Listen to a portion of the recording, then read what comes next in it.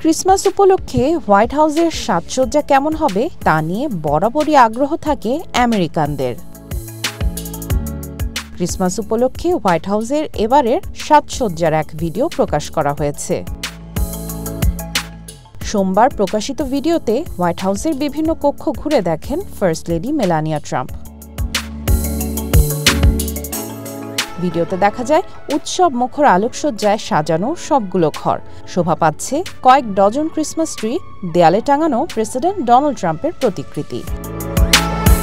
White হাউসে ক্রিসমাসের সাজসজ্জার এই বছরের theme home is where the heart is.